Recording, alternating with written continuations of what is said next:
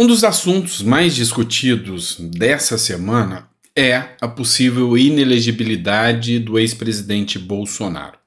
Afinal, essa semana o TSE retomou o julgamento do ex-presidente e o relator do caso, ele deu voto favorável à inelegibilidade de Bolsonaro. Os ministros do STF se manifestaram e disseram que dificilmente Bolsonaro vai reverter a questão da inelegibilidade, que é dada como certa já, inclusive pelos próprios ministros do STF. A base aliada do Bolsonaro acha que é um verdadeiro absurdo, uma vez que os ministros do TSE são amplamente parciais. Dos 7 que lá estão, 5 foram indicados por Lula.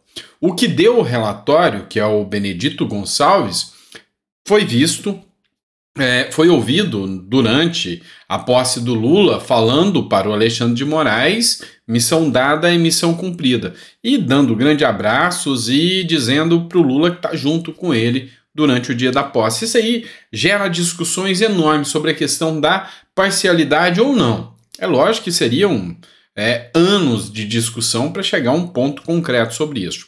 Mas aí a grande pergunta que a oposição faz e que a base aliada de Bolsonaro faz é: e aí?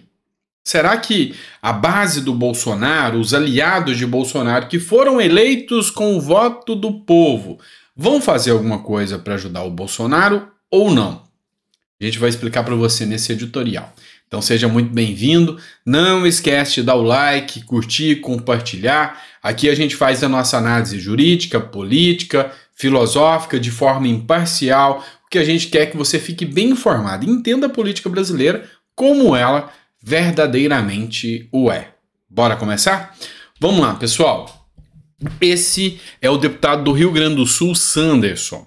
E ele, assim como outros parlamentares, no intuito de fazer uma blindagem para que Bolsonaro concorra em 2026, ou seja, aquela bala de prata que Bolsonaro falou que teria e que iria concorrer em 2026, é um pedido de anistia que vai ser apresentado na Câmara dos Deputados.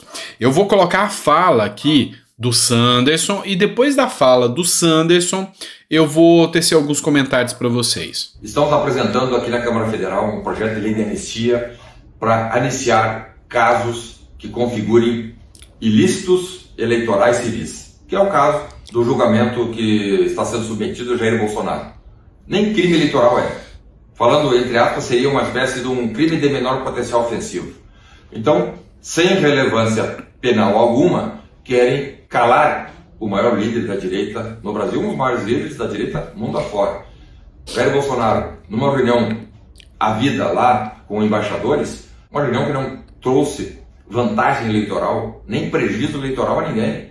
Por isso, em sendo confirmado o julgamento, condenando Jair Bolsonaro, e a pena é de inegibilidade por 8 anos, teremos um projeto de lei de anistia, cumprindo requisitos constitucionais e legais, porque não pode ser objeto de anistia crimes hediondos, tortura, racismo, terrorismo, crimes violentos, corrupção, e nós estamos colocando no texto do projeto alguns requisitos objetivos para evitar a relação do projeto de anistia com corrupção, com improbidade administrativa, com caixa 2, com lavagem de dinheiro. Então, apenas situações que não tenham relação com violência ou grave ameaça, com crimes hediondos, com corrupção, com improbidade, com desvio de dinheiro público, poderão serem abarcados pelo projeto de lei que estamos apresentando aqui na Câmara Federal.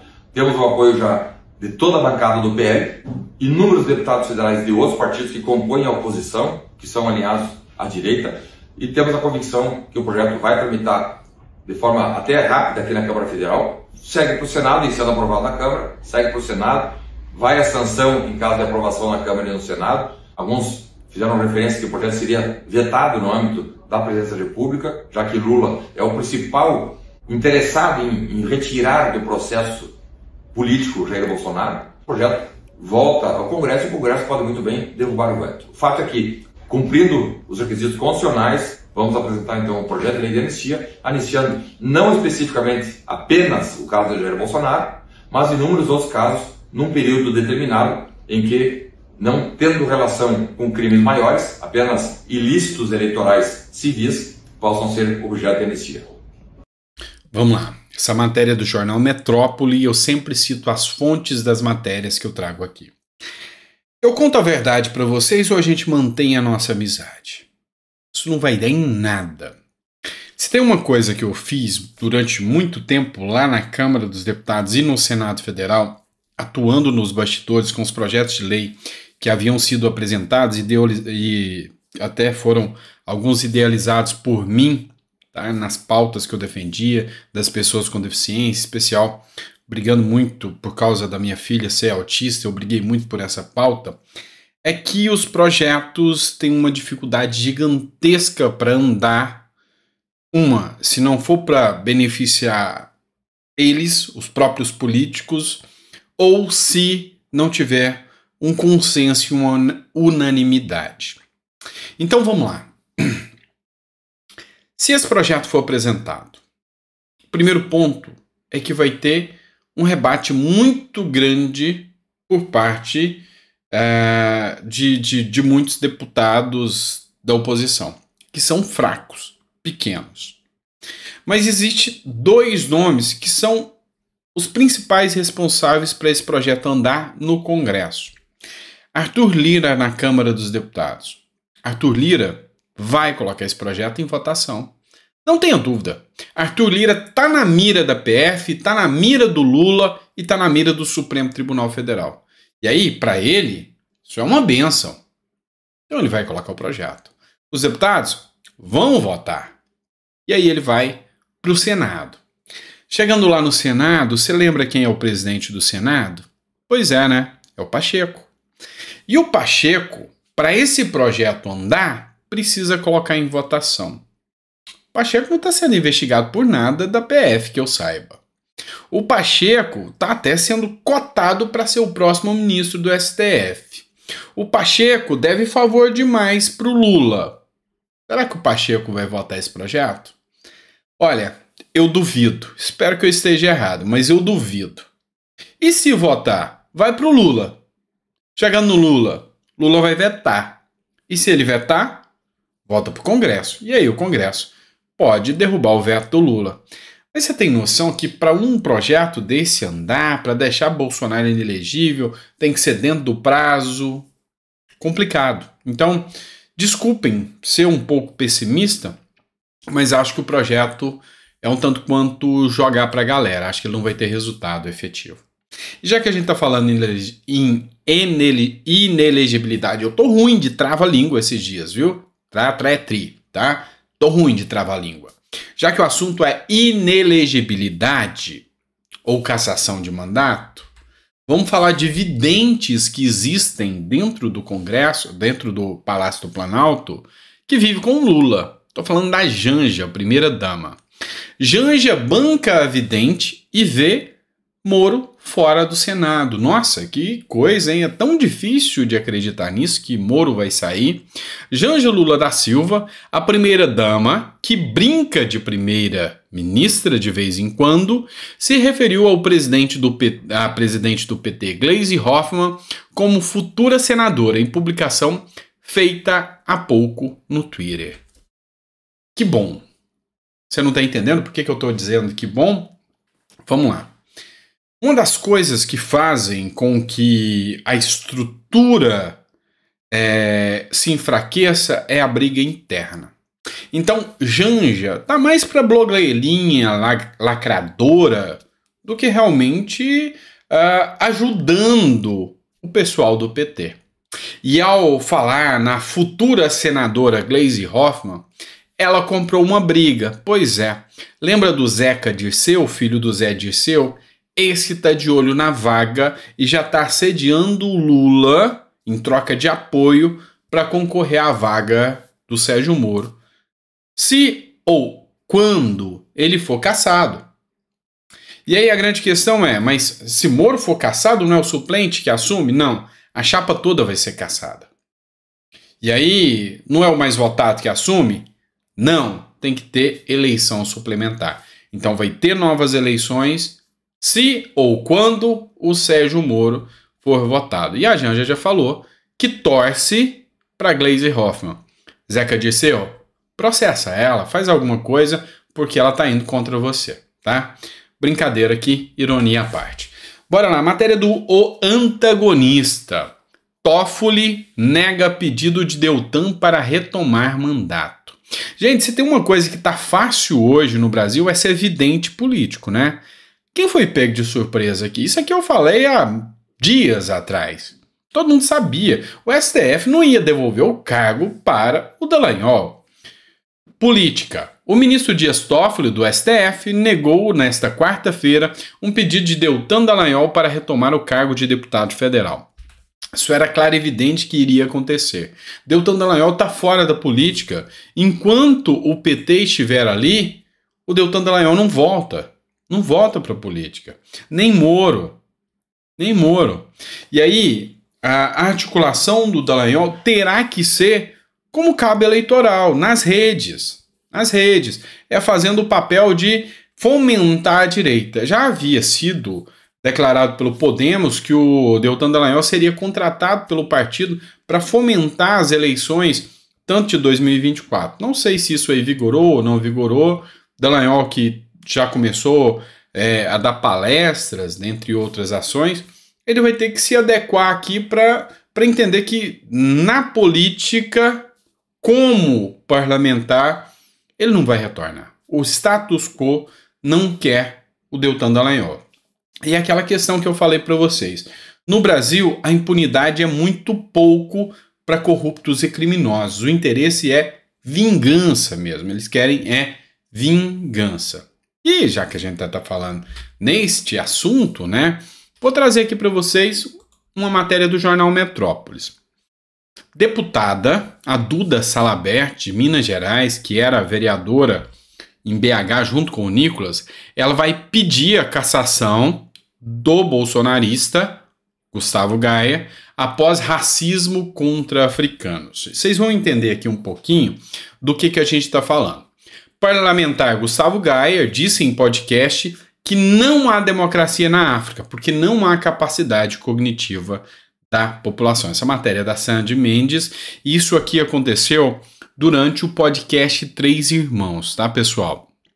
Podcast Três Irmãos, que o Gustavo Gaia participou. Quem não conhece o podcast Três Irmãos, dá uma olhada lá, acompanha lá para vocês darem a sua opinião sobre o que vocês acham dessa fala do Gustavo Gaia. Eu já vou comentar isso aqui com vocês. Mas como aqui mostrou o lado da Duda Salabert que acusa, também o Metrópolis colocou o outro lado, né? Que o Gustavo Gaia fez um vídeo posteriormente, não vou colocar aqui para não ficar extenso, ameaçando processar a deputada Duda Salabert, que pediu a sua cassação por racismo, uma vez que ela praticou o crime de calúnia contra ele, chamando ele de racista, e ser racista é crime. Então, ele rechaçou ela, chamou ela de retardada e explicou a sua teoria sobre os povos africanos. Então, vamos entender um pouquinho mais, tá? Nesse podcast, o Gustavo Gaia, ele falou sobre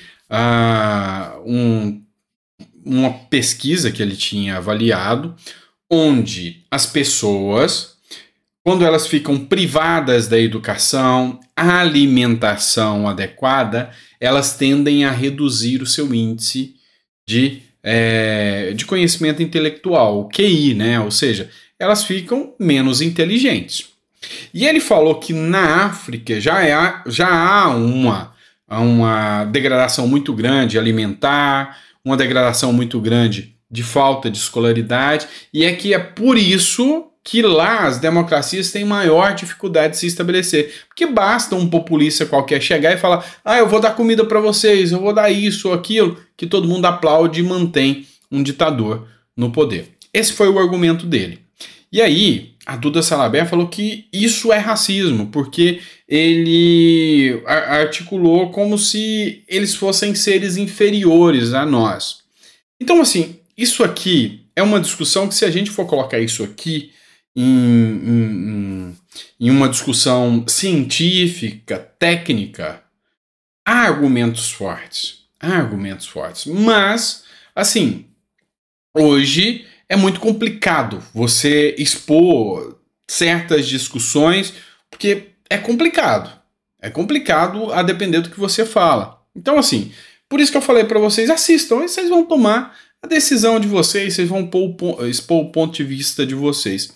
Essa é uma opinião minha. Eu realmente entendi que o Gustavo Gaia fez a comparação utilizando essa questão científica. Talvez se expressou mal, mas eu não vi o racismo na fala. Espero não estar equivocado, que realmente não houve. E na minha visão, parece que não houve. Mas eu preciso da opinião de vocês. A gente está aqui para discutir a democracia como ela é. Dá uma olhada no contexto, já está circulando aí nas redes sociais. Aí vocês vão dar opinião. Na minha visão, eu não acho que esta foi a intenção.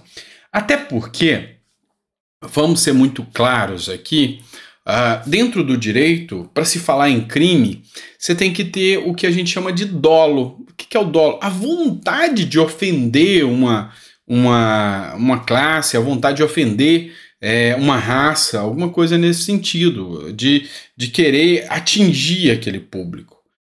E o meu intuito aqui, nessa discussão, é expor que eu não vi isso, tá? Mas isso, como jurista, como advogado, eu não vi essa exposição aqui. Mas é lógico, esse assunto vai ser discutido no âmbito judicial, Gustavo vai processar a Duda vai processar o Gustavo, vai representar o Gustavo, e aí a gente vai ver o que dá.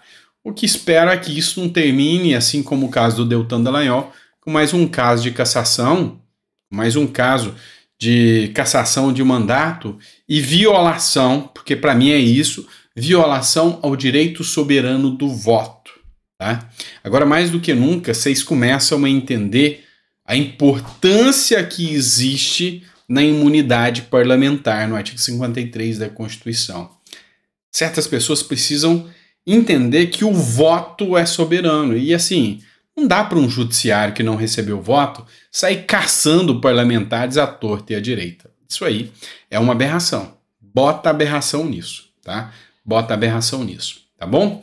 Grande abraço, fica com Deus, espero que você tenha gostado. Deixe seu comentário, se você é de esquerda, deixe seu comentário educado aí sobre essa discussão que a gente está fazendo. Se você é de direita também, você quer ver o Gustavo Gaia cassado? Acredito que não. Você acha justa a cassação, seja de qualquer parlamentar, pelo judiciário, sem que haja algo grave, como por exemplo, você viu casos de dinheiro na cueca, casos gravíssimos, e esses deputados estão lá, participando do governo, inclusive. Então assim, acho que banalizou demais. E isso enfraquece a democracia, tá bom? Espero que você tenha gostado do nosso editorial, que Deus te dê uma mesa farta e repleta de bênçãos, né? O nosso segundo editorial. A gente volta agora às 4 horas da tarde com mais um editorial para vocês. E a gente tem muita coisa interessante separada aqui para a gente poder discutir. Então, um grande abraço e até às 4 horas.